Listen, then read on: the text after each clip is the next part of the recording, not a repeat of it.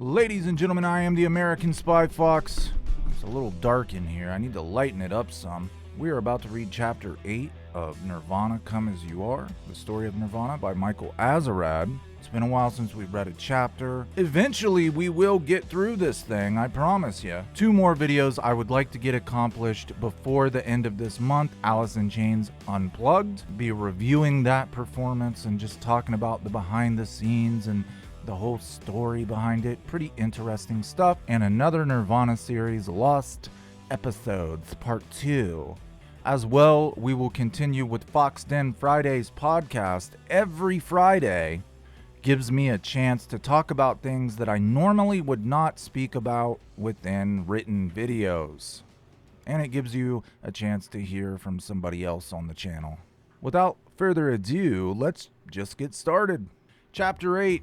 The band formally signed with Geffen on April 30th, 1991. Soon after, Kurt called his father out of the blue and told him the big news. He said he was going to go down to Los Angeles to record in a few days, and that he was very excited about everything that was happening. They talked for over an hour, just catching up. Finally, Don told Kurt to stay in touch. They said goodbye and hung up the phone. And then Don Cobain cried. Chris and Shelley drove their Volkswagen van with all the band's equipment in it down to LA. Kurt and Dave had decided they were going to drive down too in order to experience the romance of the open road. They took off a few days early in a beat-up old Datsun, looking forward to the adventures ahead. But the car overheated every 15 minutes or so, and it took them 3 hours to go 100 miles. So they limped back to Tacoma, parked the car in a quarry, and pelted it with rocks for a half an hour before driving it to Chris's house, where they picked up their trusty white Dodge van. Pretty sure Krist Novoselic said in an interview that van never let them down, and all the thousands of miles that they drove on all their early tours, it never broke down. That's why they called it the trusty van. They stopped in San Francisco and stayed at Dale Crover's house for a few days before setting off for LA, going straight to the Universal Studios tour as soon as they arrived. In the days before the sessions began, Vig and the band fine-tuned some of the arrangements at a rehearsal studio. All the new material was very promising, but the first time they played Teen Spirit, the normally low-key Vig began pacing around the room with excitement. One night, Chris got a little plastered and commandeered the studio-wide intercom system and broadcast heartfelt words of encouragement to his fellow musicians throughout the rehearsal complex, including people like Lenny Kravitz and Belinda Carlisle. "Okay, you motherfuckers," Chris hollered. "Get your asses in gear." Next, they went to a drum rental place and selected a brass snare for Dave. It was the loudest one they had. The employees had nicknamed it the Terminator. They stayed in furnished apartments in a nearby building called the Oakwood. Naturally, they thrashed the place, breaking a coffee table and a framed painting of flowers. "We were just in LA, and for lack of anything to do," Krist explains, "it's fun having a party. There doesn't have to be any reason or any kind of anxiety or anything. It's just fun to go crazy." Soon, a woman with the improbable name of Courtney Love began stopping by the Oakwood to see Kurt. I'm telling you, this is a bit made up right here. She was trying to get to Kurt through Dave Grohl, and he was ignoring her. That's the real story, but here's the fake story. Courtney had seen Nirvana open for the Dharma Bums at the Satyricon Club in Portland, Oregon in 1989. Watching Kurt on stage, she thought to herself, he's got Dave Pirner damage, but he's way cuter. Dave Pirner was the lead singer of Soul Asylum, Runaway Train, Never Coming Back. She may have seen Nirvana, but the whole business about them throwing beer at each other and wrestling on the floor and all that shit, that was made up by Everett True, and Everett True admitted that he made up that story to make it seem as though Kurt and Courtney had met each other a long time before they actually did, because the press was calling Courtney a gold digger. She thought he was hot in a sub-pop rock god sort of way. After the set, as was his custom, Kurt wandered away from the stage area in order to get out of packing up gear. He walked by Courtney's table, sat down, poured himself a beer from her pitcher, and glared at her. She glared back. Does this sound like a likely thing shy Kurt Cobain would do? Just sit down at somebody's table, take their beer away from them, and pour himself a glass, and then stare at them? Does that sound like Kurt Cobain would do that? To me, this sounds like something Courtney Love would do. I thought she looked like Nancy Spungen, Kurt says, chuckling. She looked like a classic punk rock chick. I did feel kind of attracted to her, probably wanted to fuck her that night, but she left. They talked for a little bit, and he gave her a few stickers he had made that had Chim Chim and the Nirvana logo. I put them all on my suitcase, says Courtney, and I didn't even like his band. Other interviews, she says she heard the song Sliver on college radio and thought to herself, wow, he can really write a good song. I got to meet him. Here she's met him. She doesn't like his band. He gave her Chim Chim stickers. He's stealing beer, which Kurt always said he doesn't even like to drink beer. He would drink champagne and wine. Not to mention that Kurt also said in an interview that the first time he saw Courtney Love, him and Dave Grohl and Krist rented Sid and Nancy, and they watched it. So it's curious that he says, I thought she looked like Nancy Spungen, a classic punk rock chick. He's actually describing the first time he saw her, which was on a TV in a movie. Courtney had had a crush on Kurt ever since. Asked to describe her attraction to Kurt, something rare happens. Courtney Love is at a loss for words. I don't know, she says, suddenly girlish, almost blushing. I feel embarrassed. I just thought he was really beautiful. He was really cool, and he had really beautiful hands. He was really beautiful. I can't explain it. She can't explain to the author of this book why she liked her husband, other than to just say he was really beautiful.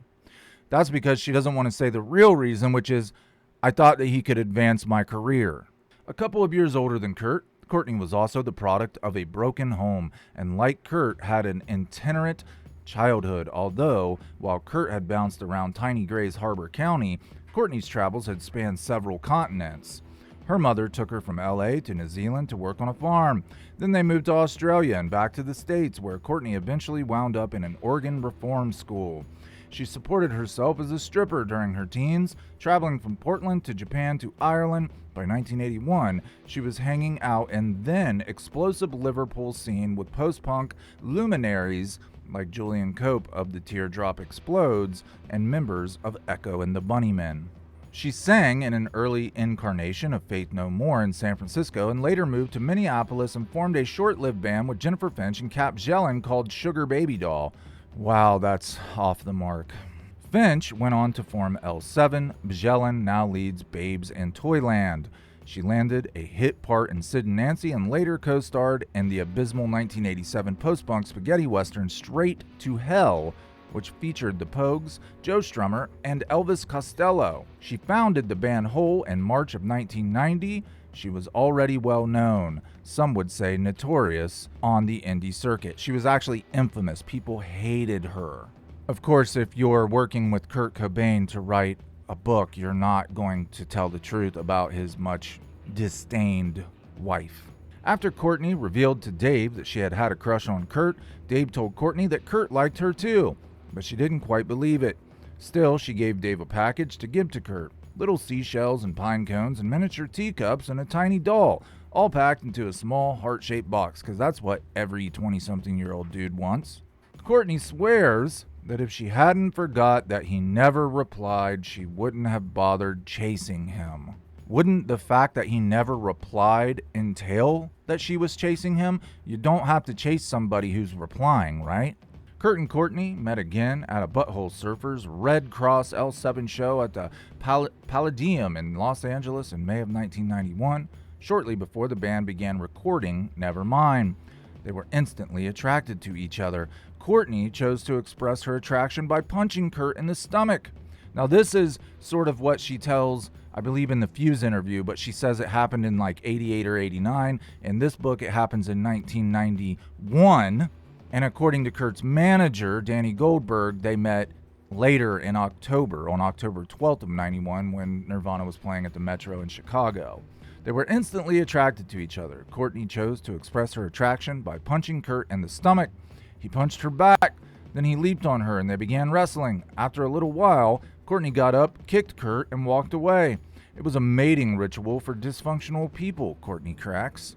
In 3 months, Hole would release its debut album, Pretty on the Inside, a harrowing, confrontational, and fearless dissection of childhood damage and feminine self-hatred. The record began with Courtney snarling, "When I was a teenage whore," and went on from there. The English music press were already raving about the band and Courtney in particular. Journalists fell all over themselves for an interview with this brash, outspoken, and devastatingly witty American. The album was a long-time UK indie chart entry after its debut in August of 1991. Although many would soon come to believe, and still do, that Courtney was a gold digger, she insists she didn't think Kurt would ever be anything more than a revered cult figure when she began chasing him. "I thought I was going to be more famous than him," says Courtney. "That was pretty obvious to me. The way she looks at it now, marrying Kurt Cobain was a bad career move." There is no doubt that Courtney likes attention, but much of her grandstanding can be seen as an effort to assert herself to avoid getting outshone by Kurt's brilliant star. Imagine the situation where the spouse who wants to be famous is overtaken by the spouse who never wanted to be famous. Of course, Courtney would eventually achieve her own kind of fame, or infamy, her name becoming a household synonym for a delinquent mother. Courtney happened to live only a block away from the Oakwood, and she stopped by a few times. Krist didn't pay her much mind. She was some loud girl. This is a quote from Krist Novoselic, by the way. "She was a loud girl," he says. "I'd never heard of her before." Interesting. "We bonded over pharmaceuticals," Courtney says. "I had Vicodin extra strength, which were pills, and he had hycomine cough syrup. I said, 'You're a pussy. You shouldn't drink that syrup because it's bad for your stomach.'" So the dude is basically drinking codeine to get his kicks, and she introduces him to opiates. She says, "You're a pussy. Here, take the harder stuff." We used to say, pot was a gateway drug, and honestly, it probably is. Well, things like Vicodin and Percocet, those are definitely gateway drugs to heroin. They are, after all, made of opiate. So again, my argument is Kurt Cobain was not into opiates until Courtney Love began supplying him with opiates. Kurt called her up at 5 in the morning on the pretense of asking her if she had any drugs. This is a really funny paragraph. Courtney said no and made a date with Kurt for the next day. He stood her up and then kept his phone off the hook so she couldn't call him at all. "I couldn't decide if I actually wanted to consummate our relationship," he explains, smiling. If you are unsure of whether you should get with somebody or not, that should be a big red flag. Like, when you fall for somebody, there should not be any kind of "maybe this is a bad idea" in your head. "She seemed like poison because I'd just gotten out of the last relationship that I didn't even want to be in," says Kurt. "I was determined to be a bachelor for a few months. I just had to be. But I knew that I liked Courtney so much right away that it was a really hard struggle to stay away from her for so many months. It was harder than shit. During that time that I attempted to be a bachelor and sow my oats and live the bachelor rock and roll lifestyle, I didn't end up fucking anybody or having a good time at all." He decided to concentrate on making the album. Something in Kurt Cobain's gut was telling him, do not start a relationship with this person. Always listen to that first instinct. They recorded in May and June of 1991 at Sound City Studios in suburban Van Nuys, California. The studio had seen better days in the 70s when Fleetwood Mac had recorded Rumors there. Other previous clients included Ronnie James Dio, Tom Petty, Foreigner, the Jackson 5, Rick Springfield, Crazy Horse, Rat, and even Kurt's childhood hero, Evel Knievel. It had a big drum room, a great old Nave mixing board, and the rates were reasonable. The original budget was about $65,000, including Butch Vig's services, a mere pittance in major label terms. For that amount of money, they could afford to scrap the whole thing if it didn't work out and start all over again. They were given a couple $100,000 advance from Geffen to make the record, and they just went with a cheap place and a cheap producer. So what they were saying is if it didn't work out, we had enough money left over from our advance to try all over again. Fortunately for them, it worked out tremendously. Or should I say, fortunately for Courtney, it worked out tremendously. Kurt gives part of the credit for the quality of the album to the fact that they were back in sunny LA. It was really nice to all of a sudden find yourself in a totally warm tropical climate, he says. I don't think it would have turned out nearly as well if we did it in Washington. Vig would make them comfortable by just hanging out with them in the studio and not pushing them into the recording booth as soon as they walked through the door. And he tried to keep them out of the control room. They'd work 8 to 10 hours a day, sometimes blowing off steam by playing covers of old 70s favorites such as Alice Cooper, Black Sabbath, and Aerosmith, the musical equivalent of comfort food. Dave hit the drums so hard that they had to change the heads every other song. Although they're played with vastly more power and precision, Dave's drum parts on songs that appeared on the Smart Sessions are very close to what Chad Channing had played. Chad wasn't the most solid drummer, and he wasn't the most consistent drummer, but he came up with really, really cool stuff, Dave says. I like the way he plays. The stuff on Bleach, it's almost drunken. Ringo Starr's drumming in the Beatles has also been described as drunken, kind of sloppy. Kurt's punk ethic was even stronger than Vig's, apparently because Kurt would often refuse to do a second take. Vig had to figure out how to get him to do a second take and often would roll tape even when Kurt was warming up, just in case he got something usable. Kurt had worked out his vocals so well that they barely varied in phrasing and intensity from one take to the next. So Vig would often take advantage of this consistency and mix the two takes together, especially on choruses for that extra sing-along effect. That's Dave singing in the high harmonies. On In Bloom, however, he had trouble hitting those stratospheric notes, but if he'd blow a take, he'd just take a drag on his cigarette and try again. Many takes later, Vig got what he wanted. With instrumental takes, if they didn't get something right away, they'd just move on to something else. After 2 or 3 tries, it was often a matter of diminishing returns. I wanted him to double his guitars on some of the songs, especially on choruses, says Vig, and he didn't really want to do that. My logic was, when you guys play live, it's just so incredibly loud and intense. It's larger than life, and I'm trying to use some of these things I know in the studio to make you guys come across that way on a record. A lot of times he'd go, I don't feel like doing that right now, but for the most part, when I asked him to do stuff, he'd eventually do it. That's Butch Vig talking about Kurt Cobain. There weren't any major arguments or anything, but I could tell when I was pushing them a little far and he didn't want to do something. A couple of times, he just put his guitar down or walked away from the mic and said, I don't want to do it anymore. And I knew I wasn't going to get anything else out of him. On Territorial Pissings, Kurt ignored Vig's protest and plugged his guitar directly into the mixing board, no amplifier, in the style of countless low-budget punk records of the late 70s and early 80s. The song was recorded in one take. In the intro, Krist sang a bit of the chorus to the Youngbloods' altruistic late 60s hippie hit Get Together. They just said, sing something, says Krist, so I did it in one take. It just kind of happened. I wanted to put some kind of corny hippie idealism in it, but it wasn't really that thought into. I like that Youngbloods song. Maybe it was about lost ideals, Krist says, like what happened to those ideals? Everybody get together, try to love one another, and then there's Territorial Pissings. Maybe some baby boomer will hear that and wonder, hey, what happened to those ideals? Vig says that Something in the Way, written just a week before it was recorded, was probably the most difficult song on the album to record. They tried it a few times with the rest of the band playing along, but it did not work. Finally, Vig called Kurt into the control room and asked how he thought the song should go. Kurt sat down on the couch with his nylon string acoustic guitar and sang the song in a barely audible whisper.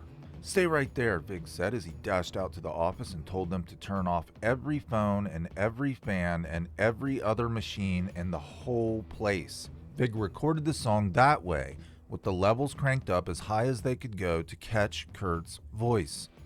It's so quiet that you can practically hear Kurt's tongue sliding over his teeth as he sings. Later they added bass, more vocals, and drums. We had to keep yelling at Dave to play Wimpy, says Vig. He'd start playing the song lightly, and halfway through the first verse, he'd be playing pretty hard. His natural inclination is to attack the drum kit. He finally got it, but I think it almost killed him to just tap his way through it. Some of the lyrics were completely finished, but many others weren't, and Kurt would ask the others which line they liked best. Sometimes the lines would give the song widely different meanings, like when pay to play became stay away. He'd also try different melodies. Just a few weeks before recording was to start, Kurt showed off a riff to the band and they jammed on it for the better part of an hour, playing with dynamics and different arrangements until it became a song, which Kurt titled Smells Like Teen Spirit. Krist didn't especially like the song at first. It was just one of the songs we did for the record, Krist says. I remember when we first did it, it was nothing special, but after it was recorded I thought, hey, this is really good. It really rocks. Right away, both Krist and Kurt heard one of their influences in the song, the Pixies, says Krist. We saw it right away. Both of us said, this really sounds like the Pixies. People are really going to nail us for it. Although they almost threw away the song, no one ever did nail them for sounding like the Pixies. Although much comment was later made that the song bore more than a passing resemblance to Boston's 1976 hit, More Than a Feeling. Once Krist and Dave had finished their basic tracks, which was a matter of days, they were done. Kurt was kept busy doing vocals, playing guitar overdubs and writing lyrics, sometimes delaying production for precious hours until he found the right words. Kurt wrote most of the words for On a Plane minutes before he sang them. The "don't quote me on that" line came from a dumb little running joke they had that week. Someone would say something like, "Where's the mayonnaise?" Dave recalls, and someone else would answer, "It's in the fridge, but don't quote me on that." This is a time that I think the guys in Nirvana are just having the times of their lives, man. They're just being boys, just silly boys, having a great time. And then Courtney Love came and made it all serious and all about money and ruined it. It was more important to Vig that Kurt sang the songs with conviction rather than good diction. That wasn't a problem, however. Once Kurt decided on finished lyrics, he sang so hard that he could often do only one or two vocals before his voice gave out and he'd be done for the day. His voice audibly goes to pieces on territorial pissings. Kurt didn't know any dealers in LA, so instead of doing heroin, he drank codeine cough syrup constantly during the sessions, not to mention a half a fifth of Jack Daniels every day. He wanted the cough syrup for the opiate, but it also helped preserve his voice. Unfortunately, he ran out of it by the time he was to start doing vocal tracks. There were a few days when he could do only one or two takes before his throat gave out entirely, which upset Kurt a lot. He still takes cough syrup on tour for his chronic bronchitis. It's the only thing that saves me, Kurt claims. 10 minutes and 3 seconds after the last chord of Something in the Way faded away came a surprise attack. Although it never had an official name other than perhaps the Nuys Jam, the track has come to be known as Endless Nameless. They'd been playing variations on Endless Nameless for months before the Nevermind sessions. At the end of practice, Kurt would tune his guitar way down and they'd just bang away, making caterwauling feedback noise and occasionally drifting into the song's main riff. When the session for Lithium began going awry, Kurt asked Vig to keep the tape rolling while the band tried an experiment. He went out into the studio and began flailing his guitar and screaming into a microphone as the band followed suit. Even Kurt isn't sure what he's screaming, but he believes it's along the lines of, "I think I can, I know I can."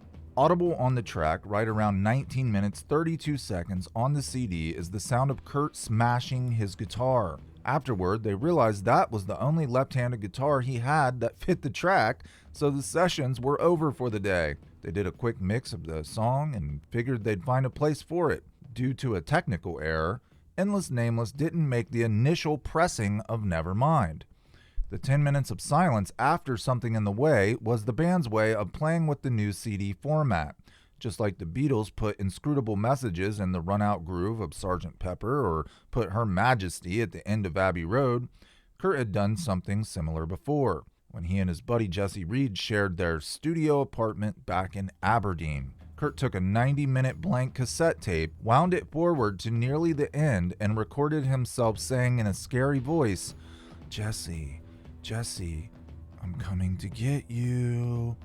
As they were getting ready to go to bed, he popped the cassette into the stereo, hit play, and turned the volume down low. 40 minutes later, a voice said, "Jesse," and Reed sat up startled. "Hey, did you hear that?" "Hear what?" Kurt replied, smirking to himself in the dark. So the first 50,000 copies that were pressed did not have the secret track. They forgot to include it. Any copy after that did. So if you have an old CD of Nirvana Nevermind and it has the secret track, it's after the first 50,000. If it doesn't have the secret track, it's one of the very first 50,000. Well, the one I had didn't have the track. The one my friend Mike had did have the track, and he came to school all freaked out about, man, I was laying in bed and I listened to the Nirvana CD and all of a sudden this crazy shit started happening. And I'm like, what are you talking about, man? I've put this CD on repeat. There's no secret track. And he was convinced that like his stereo was possessed and all this crap. It was really funny. I guess you just had to be there. He had the secret track, Endless Nameless, which doesn't play for like 10 minutes after the last song, Something in the Way. And similar thing. He went to bed, hit play on his CD player to listen to Nirvana Nevermind and fall asleep to it. And then 10 minutes after the last track, it starts jamming and he freaked out like, what the fuck is this? A lot of bands had secret tracks in the 90s. One night during the sessions, Krist got picked up on a driving while intoxicated charge in Los Angeles. He guzzled the last bit of liquor just as the cop was walking toward his car. With no money in their pockets, Kurt and Dave walked several miles back home while the police took Krist to the city jail and then the county jail. When he was put in the holding tank, he tried to look as tough as he could so no one would hassle him. There was 50 guys crammed in this cell, Krist says. You open the cell door and boom, the heat hits you from all the people in there. Immediately, a small, deeper black man with a withered arm and an unlit cigarette strode up to Krist and rasped, "Hey man, got any matches?" "What? You got any matches?" "No," Krist replied. "There's like 50 guys in there with these cigarettes and nobody has a fucking match," Krist chuckles. It was totally quiet, except when somebody would walk in and that little guy would say, "You got any matches?" Finally, this guy walked in with matches and they all just lit up like crazy, smoke filling the room. After 16 hours in stir, Krist was bailed out by John Silva. Krist eventually got off with a fine and had to attend a series of seminars where victims of drunk drivers told their horrific stories. Not gonna lie, that's what made me quit drinking. I got a DUI, I don't know, probably over a decade ago. And I had to attend these defensive driving classes, and this state highway patrolman came in and he played a tape of basically families who had been killed by drunk drivers. And I realized, wow, being a new father myself, I was like, wow, I could have killed someone. And that's when I didn't just quit drinking and driving, I quit drinking altogether. Vig had started to sense something was going to happen with the record. All sorts of people had somehow gotten wind of the project and were asking him for tapes. Kurt had 3 or 4 untitled songs and song fragments that were very melodic and not as heavy as most of the other material. A&R executive Gary Gersh remembers a conversation he had with Kurt where we thought, let's not put it on this record because we don't want to make this record look like they weren't finished. First of all, but the jump from an independent label to a major was like some big huge commercial sellout or something, Gersh says.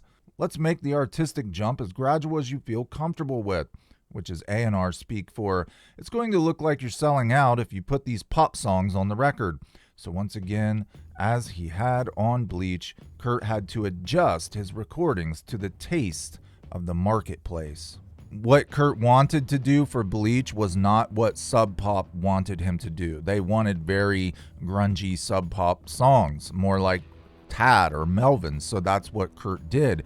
He had always wrote melodic songs that were more poppy than anything. Bleach was a company having complete control over the record. So it's really funny that when they were on an indie label, the indie label controlled so much of the music they were creating, they had to jump to a major label to have more artistic freedom. Not complete artistic freedom, but more artistic freedom. Kurt had always wrote melodic songs. He did the raunchy stuff because Sub Pop forced him to. Bleach could have been a totally different album had Kurt Cobain just been left alone. Although Gersh says he always stopped by the studio and was a little bit therapist, a little bit referee, both Krist and Kurt say he barely showed up at all. In fact, Dave got so worried that Gersh wasn't around that he thought Gersh had lost his enthusiasm for the project. He even went as far as to place a worried phone call to John Silva, who assured him that most bands would kill for such a hands-off A&R person. By everyone else's account, Gersh would often stop by the studio after the band had gone home and Vig would play him rough mixes. Astutely, Gersh had chosen not to meddle, and by doing so, he had built up enough credibility with the band that when he had to step in and take charge at a certain, very delicate moment in the recording process, the band respected his ideas. Vig was going to mix the record too, but because the record had gone behind schedule, the 4 or 5 days that were supposed to elapse between recording and mixing so that Vig and the band could rest their ears had evaporated. Vig finished recording and went straight into mixing, but the mixes didn't turn out well. They were flat and lacked power, especially in the drums. Gersh noticed Vig was tired and took the opportunity to call in veteran mixer Andy Wallace, who had done terrific work on Slayer's Seasons in the Abyss. Although the band was skeptical, they just went along with the game, as Krist puts it. This was also Vig's major label debut, and he may have overcompensated slightly. That record is pretty hacked up, Krist says. Some songs were pretty straight ahead, but a couple of songs were electronic sleight of hand. It's a really produced record. Occasionally, Vig would have to stitch together several different parts to get a complete performance, but the lion's share of slickness came from Andy Wallace. Vig's mixes sound positively naked in comparison to the final result. Wallace sweetened the sound, filtering the raw tracks through various special effects boxes, cranking out about 1 mix a day. Between extra lodging, extra studio time, and Wallace's fee, calling in Wallace doubled the budget of the record, which was still comparatively modest. Doubling it would put him up to what, 120, 130,000, and like I said, their advance was over 200 grand. I think it was 240 grand if I'm not mistaken.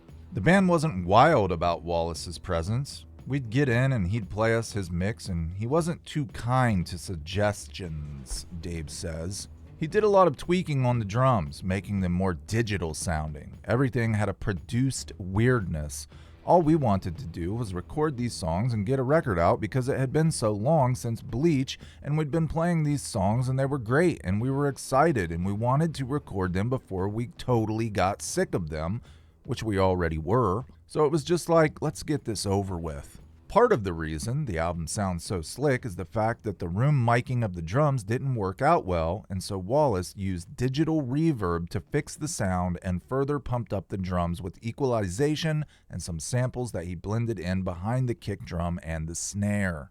He gave some real wide stereo separation using some doubling and delays on guitars and things, says Vig. Put a little bit of gloss on the voice, but I don't think he went too far with it. If anything, we wanted to make sure the mixes still sounded fairly organic. For all the studio tricks, Wallace didn't use as much as most pop albums. Listening to the album now, it sounds as if the music were a jagged stone encased in leucite. That's Andy Wallace, Kurt says, adding that Geffen loved it that way because they were used to records like that. It was all for the best anyway, according to Kurt, because it sold 8 million records and now we're allowed to do whatever we want to do. It was part of the plan that we had to try to get on the radio and get our foot in the door and be able to do whatever we want for the rest of the time we are a band. We tried to have a fine line between being commercial and sounding alternative, says Krist. Looking back on the production of Nevermind, I'm embarrassed by it now, Kurt says. It's closer to a Motley Crue record than it is a punk rock record. During the recording, Kurt and Dave had seen a documentary on underwater birth, and Kurt mentioned it as a cover idea to Robert Fisher, an art director at Geffen. Fisher found some pictures of babies being born underwater, but they were too graphic, so they settled for a stock photo of a swimming baby. Kurt joked they should add a fish hook with a dollar bill on it, and the idea stuck. Then it transpired that the stockhouse, which controlled the photograph, wanted $7,500 a year for as long as the album was in print. So Fisher got underwater photographer Kurt Weddle to go down to a pool for babies and take some more shots. The band chose one of 5 different photographs, with a shot of 5-month-old Spencer Eldon emerging as the winner. The only thing was, the baby's penis was quite visible. "If there's a problem with his dick," Fisher said, "we can cut it off." Boy, oh boy, should they have. This is something we've all talked about. Spencer Eldon and his little baby penis that he's so embarrassed by. Some people in the Geffen DGC sales department did worry that the traditionally conservative chain stores might object to the penis, and Fisher even went so far as to begin preparing a cover with the penis airbrushed out. Kurt had anticipated some outcry as well, and had already composed some copy to put on a sticker over the problematic member. It read, "If you're offended by this, you must be a closet pedophile." I talked about this in a video.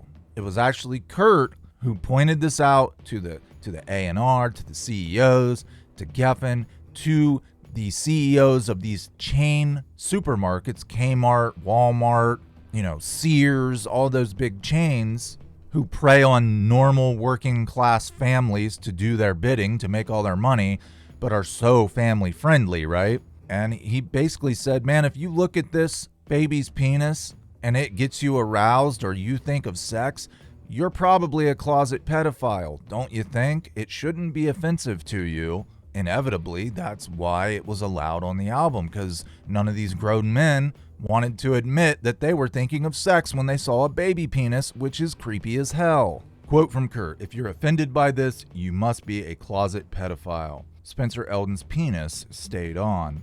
There was only slight umbrage taken at the naked infant. In April of 1992, a city code enforcement officer allegedly advised the Wild Planet record store in Ventura, California, to cover the baby's penis on a poster they had in the window. They used a pink post-it note. "It's just weird that anybody should have a problem with a baby," says Krist. I totally agree with the guys in the band. There were many different interpretations of the cover. Some thought the baby represented the band and that swimming toward the dollar bill represented their sellout. But the image probably appealed to Kurt because it echoed his ideas about recapturing his innocent childhood bliss. Like many of his paintings, the cover symbolized the very moment when the bliss would begin to disappear. More overtly, the image also signaled a departure from the acquisitive yuppie 80s, a rejection of the materialism which backfired into junk bond scandals, corrupt savings and loan institutions, and a whole lot of repossessed BMWs. When the book of the 90s is written, the cover of Nevermind should be on the first page. And boy, weren't they right. I think when the book of the 90s is written, it probably will be on the front page. But yeah, the 80s, again, that was a time of decadence. Anybody could get a loan. Whether you could afford that loan or not, they're going to give you the money. And didn't go over so well for the economy, did it? Then there was a photo shoot with Michael Levine, who had flown out from New York. During the shoot, the band passed a bottle of whiskey around until they were all quite stewed. "Hurry up, take the photo before I pass out," Kurt begged Levine. Later on, the group did an underwater photo session in a pool with Kurt Weddle to play off the cover concept. The shoot turned into a Spinal Tap style fiasco. "It was really stormy the weekend before, and the pool got really clouded up," says Fisher, "and the pump broke 2 days before, so the water was really cold, and Kurt was really sick, and they were hating being in the water. It was kind of a nightmare. Kurt had a hard time. It seemed like he had a real buoyancy problem. He'd kick and thrash, and he'd still be on top of the water. He just couldn't submerge himself." Fisher eventually had to make a composite of 3 different shots to get something usable. The photo appeared in an ad campaign. The photo on the back of the album is from when Kurt was in a bohemian photography stage and features the ubiquitous Chim Chim. Behind Chim Chim is the meat and diseased vagina collage that Kurt put on his refrigerator back in Olympia. He was dating Tracy Miranda at the time. One of the many times he went to the doctor complaining about his stomach, he somehow... No. Incorrect. Tracy Miranda went to see her gynecologist, and Kurt stole either pictures or a book of pictures of STDs. And of course, it had pictures of diseased VJs. and he oddly made a collage out of it. It ended up on the back of Nevermind, but you can't tell, right? Close inspection of the photo reveals a picture of Kiss a little bit above Chem Chem's head. Yes, and they're standing on a slab of beef. The band's bio contains some hilarious whoppers.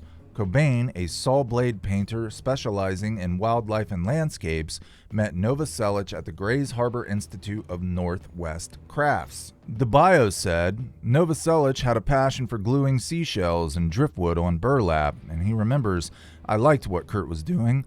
I asked him what his thoughts were on a macaroni mobile as... Novoselic had a passion for gluing seashells and driftwood on burlap, and he remembers, I liked what Kurt was doing. I asked him what his thoughts were on a macaroni mobile I was working on. He suggested I glue glitter on it. That really made it. The incident formed the basis of Nirvana's magic.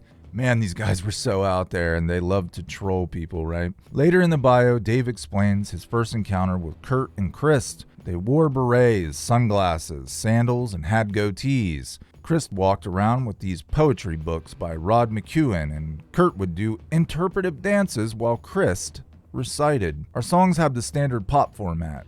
Verse, chorus, solo, bad, solo, Kurt said.